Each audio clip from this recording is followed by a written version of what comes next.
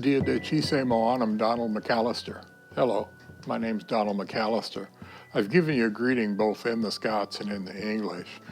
My pa, when I was young, thought that learning English was a good thing, so I had to learn it without an accent. It's been really useful, especially the 30 years I've lived here in North Carolina. North Carolina was good when I came here, but it's gotten steadily worse.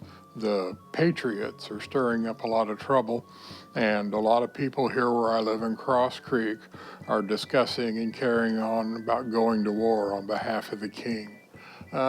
It's been not peaceful here in North Carolina. I left Scotland in '46, came here, and it's really been rough. We've had wars with the Indians, wars with the regulators, crime in the back country. But I built a business trading with the Cherokee and have avoided a lot of the trouble.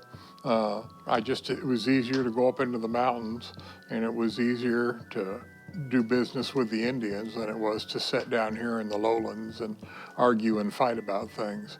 So I've avoided a lot of the trouble, but it's coming down to the point now where once again our swords are being called up in service of the crown, and we're not going to be able to sidestep this one, I don't think. The younger people especially are wanting to go with independence, and a lot of the English settlers and the German settlers and the Irish settlers want independence from England. My own personal opinion is that we rebelled back in 1745, and the English crushed us. They scattered us to the four winds. I had to hide out for 6 months and finally make my passage here to Wilmington, North Carolina. It was fortunate that we had family members over here. The McAllister clan had been immigrating to America since the 1730s.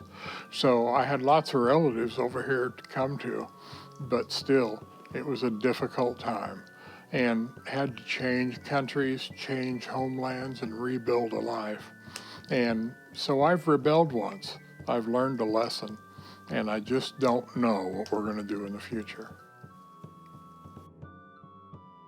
Hello, my name is Donald Wade Davis, and I'm a member of the COHT, or the Coalition of Historical Trekkers.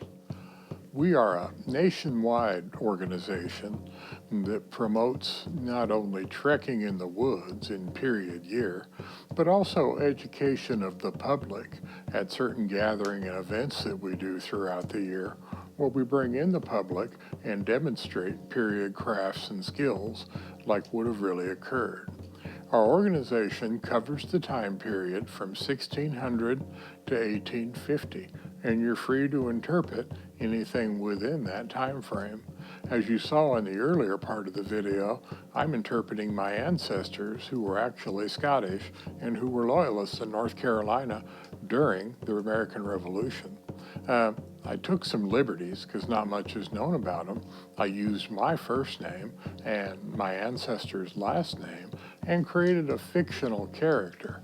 And one of the reasons I've done that, for those of you who want to come into living history, is the fact that if you have a character and a specific time and place, it's easier to accumulate the gear and things to make that character more realistic. And the COHT encourages that.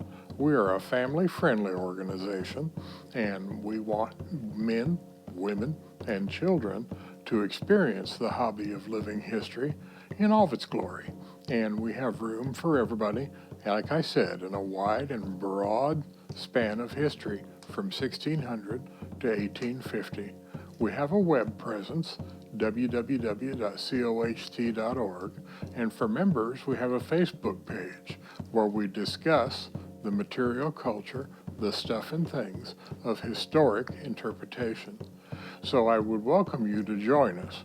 We plan on doing a YouTube channel where we'll highlight some of our adventures and look at some of the stuff and things that makes up 17th, 18th, and 19th century recreations or living history.